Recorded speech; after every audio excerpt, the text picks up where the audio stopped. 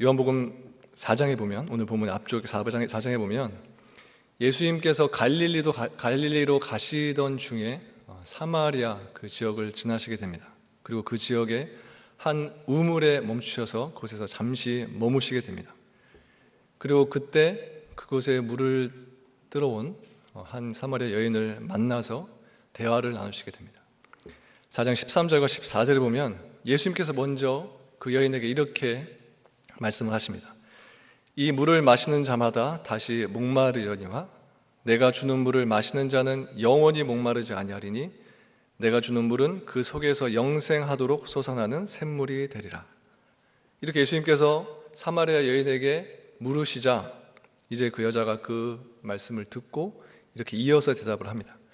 주여, 그런 물을 내게 주사 목마르지도 않고 또 여기 물 기르러 오지도 않게 하옵소서. 이 여인이 예수님에게 한 말과 오늘 본문의 바로 윗 구절인 6장 34절에서 무리들에게 예수님께서 말한 이 떡을 항상 우리에게 주소서, 이 두 구절을 보면 서로 공통점이 있다는 것을 발견할 수 있는데, 그것은 이들이 영적인 것을 가지고, 예수님은 영적인 것으로 말씀을 하셨는데 이 무리들은, 이 여인은 육적으로 이 말씀을 받아들이고 있다라는 사실입니다. 예수님은 사마리아 여인과 대화하면서 영원히 목마르지 않는 물, 영원히 목마르지 않는 생수에 대해서 말씀을 하셨습니다. 그러자 사마리아 여인은 예수님에게 그 물을 달라고 요청을 합니다. 예수님께 그 여인이 생수를 달라고 한 것은 분명 그가 목마른 가운데 있었기 때문에 생수가 필요했기 때문이었습니다. 그런데 여인이 필요로 하는 생수는 한 번 마시면 영원히 목마르지 않는, 그래서 귀찮게 반복적으로 우물에 와서 물을 떠야 될 필요가 없는 그런 아주 신비한 물이었습니다. 즉 그 여인은 육신의 삶에 있어서 자신에게 편안함을 제공해주는 물로서 그 생수를 예수님으로부터 요청을 했던 것입니다. 예수님을 찾아온 무리들 역시 이와 다르지 않았습니다. 예수님을 찾은 무리들에게 있어서 그들에게 관심은 처음부터 자신의 배부름에 있었습니다. 예수님께서 그들에게 하나님이 주시는 참떡은 세상에게 생명을 주는 것이다 이렇게 말씀하시자 그 떡을 자신들에게 달라 이렇게 요구했던 겁니다. 과연 이들이 하나님이 주시는 참떡을 달라고 한 그 의도는 무엇이었을까요? 그들은 분명 하나님께서 주시는 그 떡이 자신들에게 생명을 가져다 준다라는 것에 그들의 마음이 끌렸을 겁니다. 그렇다면 이들이 생각했던 생명, 이것은 또한 무엇이었을까요? 이들은 영적인 생명을 마음에 둔 것이 아니라 육신의 떡, 육신의 생명을 가져다 주는 그 떡에 더 많은 관심을 두었습니다. 이들은 예수님에게서 육신을 유지하는 데 필요한 것들을 요구했습니다. 예수님에게서 영적인 것들을 바라보고 구했던 것이 아니라 자기 육신의 보탬이 되고 유익이 되는 그런 것들을 좋아했고 또 그것을 구했던 것입니다. 그래서 예수님은 36절에서 말씀하시기를 그러나 내가 너희더러 이르기를 너희는 나를 보고도 믿지 아니하는도다 하였느니라 이렇게 말씀하시는 것입니다. 여기서 예수님이 말씀하는 믿음이란 과연 무엇을 의미하는 것일까요? 무엇이 믿음이기에 그들이 예수님을 보고도 믿지 않는다 이렇게 말을 하는 것일까요? 먼저 생각해 볼 것은 과연 그들이 예수님을 믿지 않았냐 하는 것입니다. 그들은 예수님을 자기들의 임금으로 삼으려고 했습니다. 그 이유는 예수님이 행하셨던 그 오병이어의 기적을 체험한 그들로서는 예수님께서 자신들의 왕이 되어주신다면 자신들이 평생 사는 데 있어서 먹을 것에 대한 염려는 최소한 없겠다라는 그러한 믿음은 분명히 그들에게 있었습니다. 즉 그들은 오병이어 이적을 행하신 예수님의 능력은 분명히 믿었습니다. 그렇다면 그들은 예수님에 대한 믿음을 가지고 있었다라고 우리가 볼 수 있을까요? 방금 읽었던 36절에 보고도 믿지 않는다 보고도 믿지 않는다는 이 예수님의 말씀대로라면 그들은 예수님에 대한 믿음이 없던 사람들입니다. 예수님의 능력을 믿었지만 자신을 위한 육신의 문제를 위해서 그분을 예수님을 왕으로 삼고자 하는 것은 믿음이 아니라는 결론을 내릴 수 있습니다. 때로는 우리들에게 있어서 믿음은 예수님을 보는 것이 아니라 예수님을 통해서 육신의 평안함을 얻기 위해 세상을 보는 모습처럼 그렇게 보여지기도 합니다. 예수님께 나와 구하는 것들이 그저 물과 또 떡을 구하는 수준에 머물러 있기도 합니다. 내 삶이 단지 편안해질 수 있는 것, 내 가정이, 내 인생이 지금보다 더 나아질 수 있는 것, 그것만을 구하는 것, 이것이 육신만을 바라보고 떡만 구하고 또 그 음료만을 구하는, 물만 구하는 그 모습인 것입니다. 믿음에는 믿음의 풍성함이란 것이 있습니다. 본문 35절에 보면 예수님께서 이렇게 말씀하십니다. 예수께서 이르시되 나는 생명의 떡이니 내게 오는 자는 결코 줄이지 아니할 터이요 나를 믿는 자는 영원히 목마르지 아니하리라. 이 말씀에서 보여지는 믿음의 풍성함이란 결코 줄이지 않는다는 것, 그리고 영원히 목마르지 않는다는 것, 이것이 믿음의 풍성함이라고 볼 수 있습니다. 줄이지 않고 또 목마르지 않는다는 말씀은 앞서 말씀드린 사마리아 여인의 요구와 예수님을 찾은 무리들의 요구를 생각하게 합니다. 그러나 그들이 원한 것은 육신이 줄이지 않고 또 목마르지 않는 것이었고, 예수님이 말씀하신 것은 이들과 반대로 육신에 속한 것이 아닌 영적인 상태의 것을 말씀하신 것을 알 수 있습니다.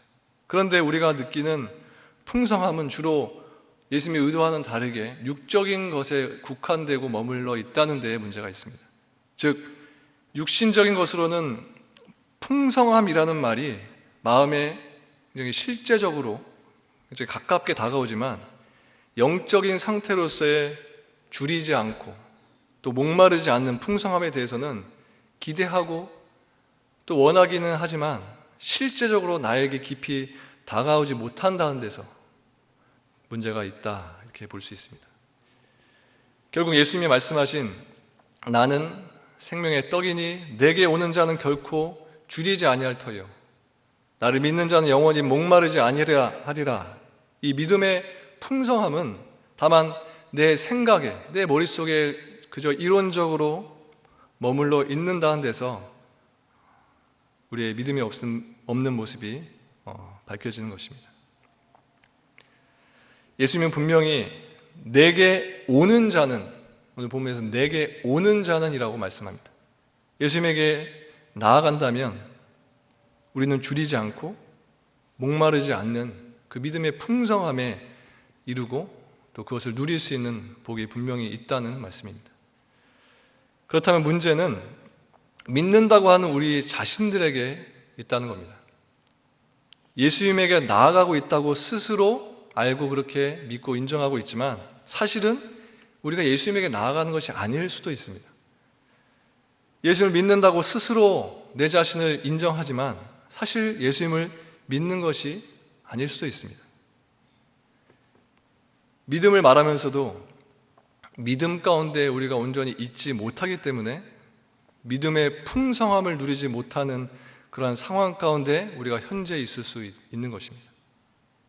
그러므로 성도는 예수님께 나아간다는 것이 정말로 무엇을 의미하는 것인지 이것에 대해서 분명히 알아야 되고 또 믿음이 무엇인지에 대해서 우리가 바로 아는 것이 매우 중요하다고 할 수 있습니다.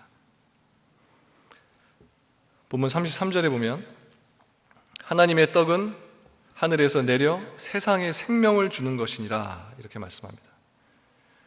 하늘에서 내린 하나님의 떡이란 우리가 알듯이 그것은 곧 예수님을 의미한다라고 할 수 있는데, 그래서 예수님께서 세상에 오신 것은 우리 인간들에게 생명을 주기 위해서라는 결론을 우리에게 말씀하시는 겁니다. 그렇다면 예수님의 말씀대로 예수님에게 나오는 자는 예수님이 주시는 생명의 마음을 드린 자다 할 수 있습니다. 따라서 생명을 주시는 예수님에게 우리가 나아올 때 다른 것에 관심을 두고 나온다면 그것은 예수님을 잘못 찾아온 사람, 잘못 찾아온 우리가 될 수 있는 겁니다.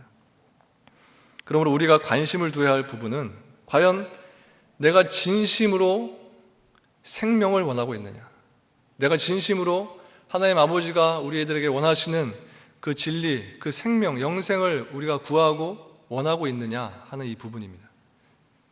육신의 생명이 아닌 영적인 생명을 원하고 있는지, 이 부분을 내 스스로에게 계속해서 질문해 볼 수 있어야 합니다.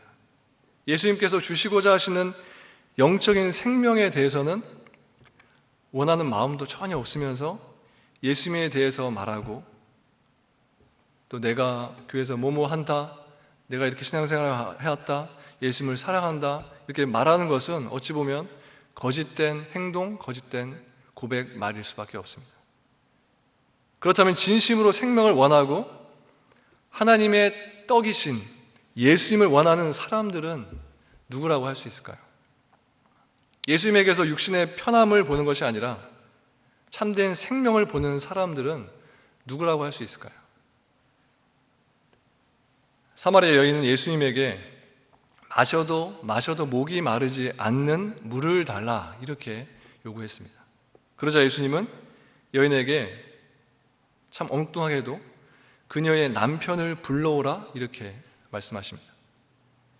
예수님이 여인의 남편을 불러오라고 하신 이유가 무엇이었을까요? 그 상황에서 예수님은 남편이 5명이나 있었고 그 여인에게 남편이 5명이나 전에 있었고 지금 함께하고 있는 남편도 진짜 남편이 아닌 그 여인의 진짜 모습을, 그 여인의 실상을 드러내시기 위해서 지금 그 여인과 대화하는 그 자리에서 그 여인의 남편에 대해서 이야기를 꺼내고 계신 것입니다.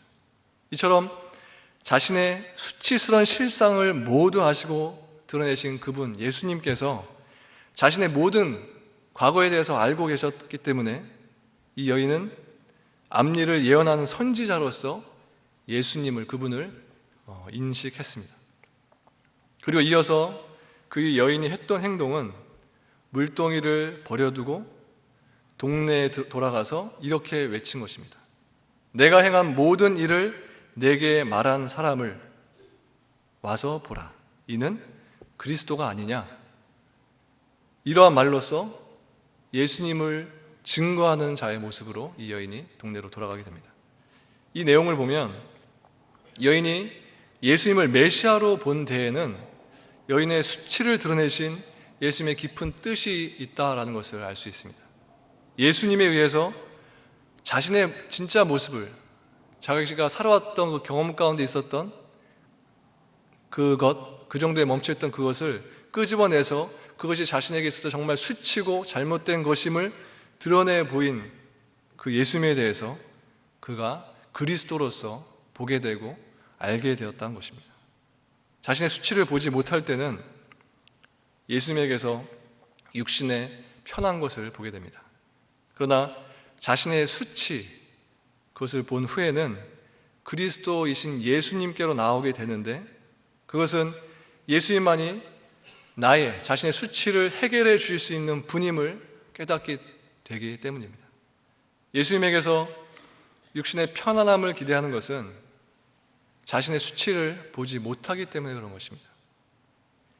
인간의 비참함이 어떤 것인가에 대해서 전혀 자각하지 못하기 때문에 결국 생명에 대한 갈급함도 전혀 갖지 못하게 된다는 겁니다. 믿음은 예수님을 신뢰하는 것을 말합니다. 예수님을 신뢰한다는 것은 내가 믿고 의지하는 대상이 하나 더 생긴다, 더 추가된다라는 것을 의미하는 것이 아니라 예수님 한 분만을 내가 신뢰하는 것, 이것이 믿음입니다. 그러므로 믿음은 내가 믿음의 대상으로 가졌던, 그동안에 가지고 있었던 다른 것들을 내려놓는 것입니다. 우리의 마음속에 가졌던 그 신뢰의 대상이었던 모든 것들을 다 포기하고 다 내려놓고 무너뜨리고 내가 가장 높은 곳에 모셨던 그곳에, 그 자리에 예수님만을 그곳에 굳게 세워드리는 것, 높여드리는 것, 그것이 믿음입니다. 하나님 앞에서 죄인된 인간이 어떤 존재이다라는 것을 안다면 인간이 얼마나 비참한 가운데 있는가 그것을 깨닫게 됩니다. 죽음과 심판을 피할 수 없는 인간의 실상을 보게 될 때에 빛으로 오신 예수님으로부터 희망을 보게 되는 것입니다. 오직 예수님만이 인간을 절망에서 건져내실 수 있는, 우리를 죄로부터, 어둠으로부터 건져내실 수 있는 분은 오직 예수님이시기 때문입니다. 예수님이 없는 그것이 정말로 비참한 상태인 것이고, 그것이 절망의 상태인 것을 알 때에 자연히 생명이신, 자연히 진리이신 예수님께로 우리가 회개하고 나오게 되는 것입니다. 이것이 믿음입니다. 예수님이 세상에 생명을 주시기에 오셨다, 이것을 단지 아는 것이 믿음이 아니고, 그것을 또한 사실로 내가 인정한다고 해서 이것 또한 믿음이 아닙니다. 믿음은 생명을 주시기 위해서 나에게 찾아오신, 직접 나에게 다가오신 예수님께 나 또한 나아가는 모습입니다. 예수님은 생명을 주기 위해서 여기저기 돌아다니는 분은 아닐 겁니다. 생명을 주기 위해서 이곳저곳을 다니시는 분이시라면 아마 우리들이 있는 그 자리에 그냥 가만히 있어라, 내가 가서 생명을 줄게, 이렇게 말하셨을지도 모릅니다. 그러나 예수님은 말씀에서, 성경에서 내게 오는 자는 줄이지 않고 나를 믿는 자는 영원히 목마르지 않는다, 이렇게 말씀하십니다. 예수님께서 나에게, 우리들에게 지금 오라고 말씀하고 계시고, 나에게 온 후에 나를 믿으라고 말씀하고 계십니다. 그런데 그 누가 자기 스스로, 그 어떤 인간이 자기 스스로 예수님이 생명의 근원 되시고 생명을 주시는 분인 것을 믿고 예수님께 나와와서 예수님을 정말 믿을 수 있을까요? 스스로의 힘으로 예수님을 생명으로 알고 나올 수 있는 사람은 없을 겁니다. 인간이 스스로 예수님을 믿을 수 있다면 예수님의 십자가의 그 죽으심이 우리에게 무슨 의미가 있겠습니까? 그런데 왜 예수님께서는 본문 35절에서 내게 오는 자, 그리고 나를 믿는 자, 이런 표현으로 말씀을 하시고 계신 것일까요? 본문 37절에서 40절까지 말씀을 제가 다시 읽겠습니다. 아버지께서 내게 주시는 자는 다 내게로 올 것이요 내게 오는 자는 내가 결코 내어 쫓지 아니하리라. 내가 하늘로서 내려온 것은 내 뜻을 행하려 함이 아니요 나를 보내신 이의 뜻을 행하려 함이니라. 나를 보내신 이의 뜻은 내게 주신 자 중에 내가 하나도 잃어버리지 아니하고 마지막 날에 다시 살리는 이것이니라. 내 아버지의 뜻은 아들을 보고 믿는 자마다 영생을 얻는 이것이니 마지막 날에 이를 다시 살리리라 하시니라. 이렇게 말씀하십니다.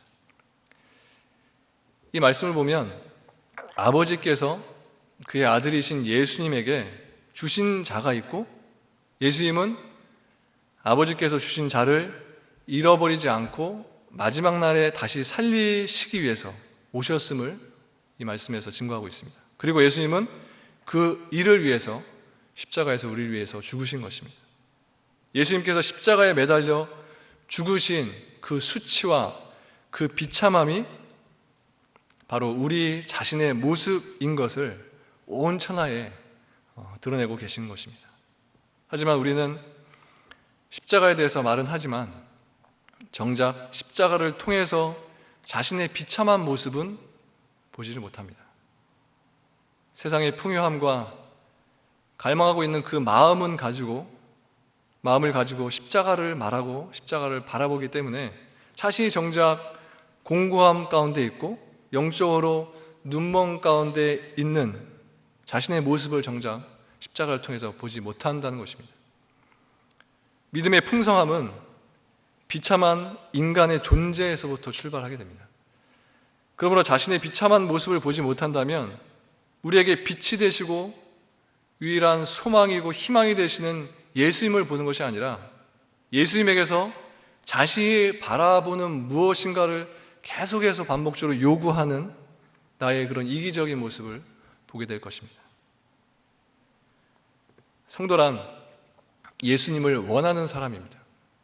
예수님이 아니면 자신의 운명이 어떻게 될 것인지를 분명히 알기 때문에 예수님을 찾고 예수님을 원해서 나오는 사람이 바로 성도입니다. 예수님에게서 하늘의 생명을 볼 수 있기 때문에 자연히 세상 것에 대해서는 마음이 멀어져 가는 것이, 그런 모습이 있어져야 되는 것이 성도입니다. 여기에 믿음의 풍성함이 있는 겁니다. 예수님으로 줄이지 않고 목마르지 않는 것은 오직 예수님을 원하는 그런 믿음을 가진 사람들에게만 해당되는 것입니다. 생명을 원하고 예수님에게서 생명을 보는 그들이 생명이신 예수님 안에서 누리는 상태가 곧 오늘 본문에서 말씀하는 줄이지 않고 목마르지 않은 그러한 상태를 말하는 겁니다. 예수님께서 주시는 것이기 때문에 그곳에는 줄이고 목말라 하는 것이 전혀 있을 수 없다라는 겁니다. 생명은 죽음의 자리에서만 가치로 드러나게 됩니다. 생명에 감사하고 생명의 만족함을 누릴 수 있는 것은 죽음을 알기 때문에 가능한 것입니다. 죽음을 아는 자, 그가 바로 예수님에게서 생명을 바라볼 수 있는 자입니다. 그러나 죽음과 인간의 비참함을 잃어버린 채 예수님께 나온다면 우리는 죽는 그날까지 계속해서 예수님께서 원하는 것은 아닌 내가 원하는 것만 계속해서 요청하는 그런 우습고 엉뚱한 모습만 가지고 살게 될지도 모릅니다. 성도는 그리스도의 일을 하는 자로 하나님으로부터 부름받은 자들입니다. 그리스도의 일을 함으로써 그리스도를 증거하는 자로 우리가 부름을 받았다라는 사실입니다. 그렇기 때문에 만약 그리스도의 일이 무엇인지 모른다면, 그리스도께서 원하시는 일이 무엇인지 모른다면 방금 말씀드린 계속해서 엉뚱한 것만, 내가 생각하는 하나님께서 원하시는 것은 이것이다 라고 생각하면서 계속해서 허황되고 엉뚱한 것만, 이상한 일들만 하면서 그게 하나님께서 원하시고 예수님께서 그리스도께서 원하시는 일일 것이다 생각하며 그렇게 그런 모습을 가지고 신앙생활을 하게 될 수밖에 없을 겁니다. 그러므로 성도가 그리스도가 하신 일이 무엇인가 이것에 대해서 바르게 아는 것은 그리스도인으로 살아가기 위해서는 아주 중요한 문제라고 할 수 있습니다. 하나님은 성도에게 뭔가를 주시기 위해서 부르지 않으셨습니다. 우리가 오해하는 것이 바로 이 점입니다. 하나님은 우리에게 계속해서 뭔가를 주신다. 우리의 마음 한편에 우리가 기도하는 가운데 계속해서 내 스스로 주문을 외우는 그 부분일지도 모릅니다. 우리가 열심히 하면, 열심히 교회에서 봉사하면, 예배 잘 참석하면 그것으로 내 때는 아니더라도 내 자녀 때에 몇 때 흘러서 그들에게 복이 전해질 것이다, 이런 생각도 하기도 합니다.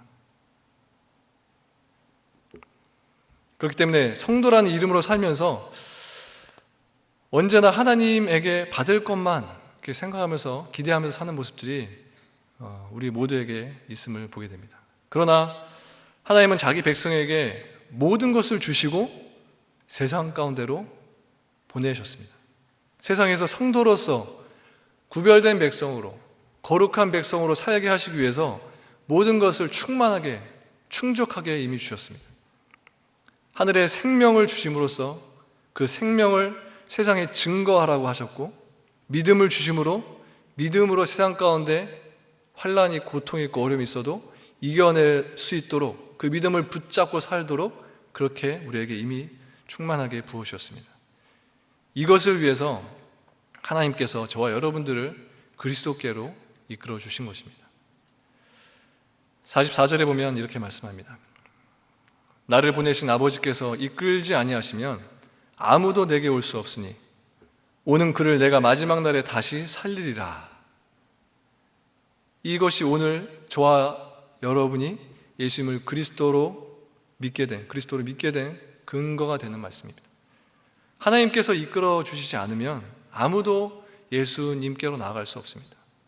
그 어떤 이적을 목격하고 또 체험했다 할지라도 그것으로 해서 그리스도께로 나아갈 수 있는 인간은 아무도 없습니다. 그래서 예수님은 35절에서 36절에서 그러나 내가 너로 이르기를 너희는 나를 보고도 믿지 아니하는도다 하였느니라, 이러한 말씀을 하시는 겁니다. 여기서 예수님이 말씀하는 너희란 오병이어의 기적의 현장에 있었던, 이것을 목격하고 체험한 사람들을 가리키는 겁니다.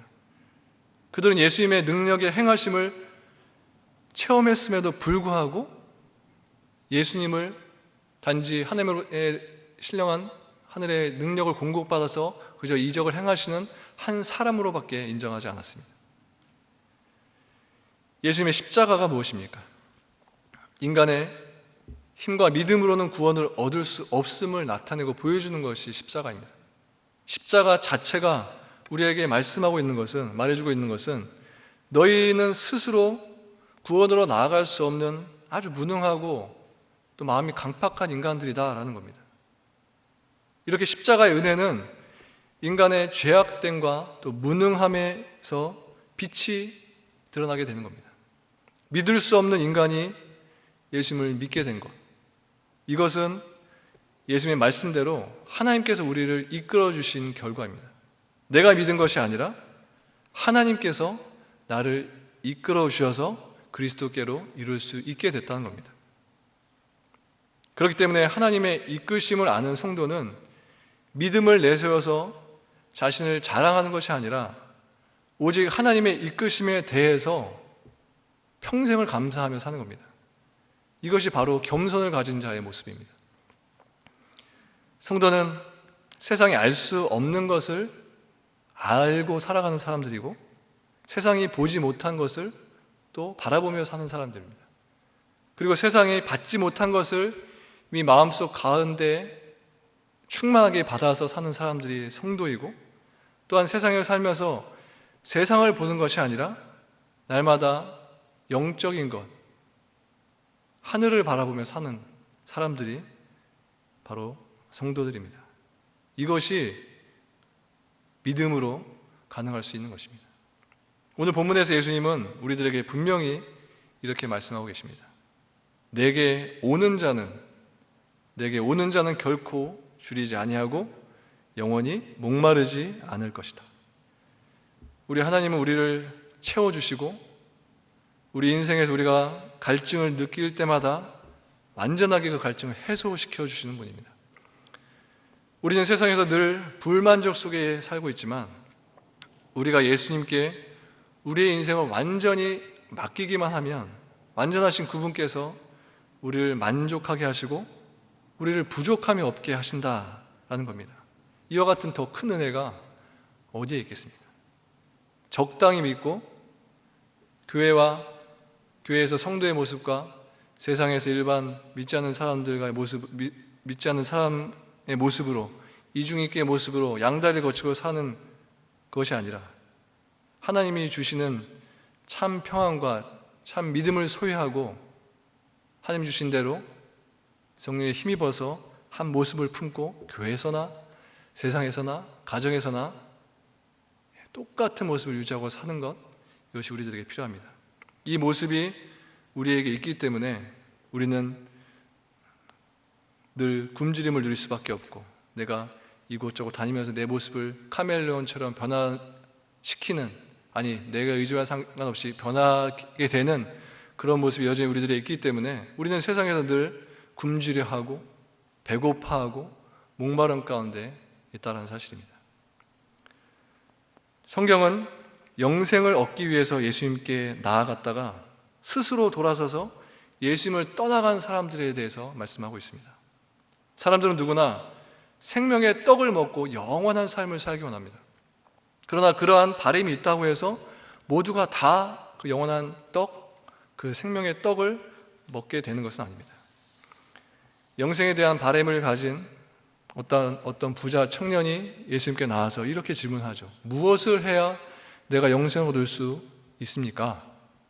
그때 예수님께서 부자 청년에게 이렇게 말씀하십니다. 있는 재산을 다 팔아서 가난한 사람들에게 나누어 주고 그 후에 나를 따르라. 이 말을 들은 후에 이 부자 청년이 잠깐 금심한 후에 예수님을 등지고 떠나갔다라고 했습니다.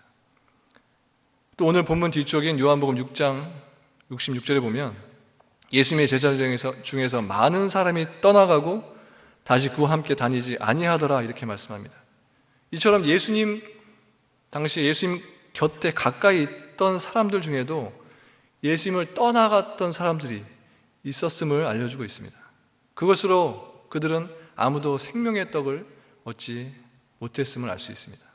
그러나 베드로는 예수님께 머물러 있어야만 생명의 떡을 먹을 수 있음을 그는 분명히 알았습니다.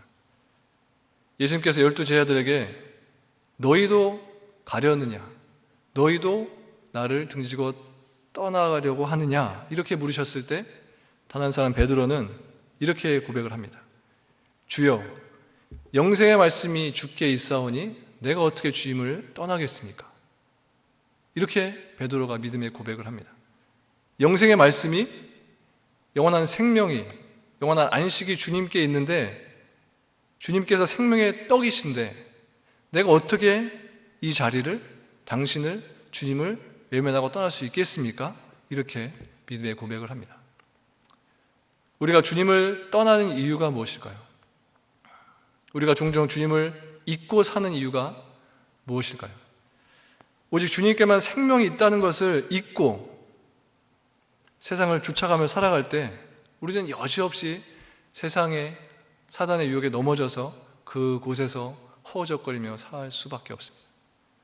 영원한 생명이 오직 주님께 있는데 결코 굶주리지 않고 우리를 목마르지 않게 하실 그 능력이 오직 주님께만 있는데 이런 것들을 내가 세상 가운데서 어떤 사람의 노하우를 통해서 어떤 사람의 인생과 그것을 답습하고 따라가고 하는 그런 것들에서 찾고자 하는 그 마음을 가지고 시도하고 행하는 그 순간 그 자리 때부터 우리는 어리석게도 예수님과 점점점 멀어져 가고 있다는 사실을 알아야 합니다.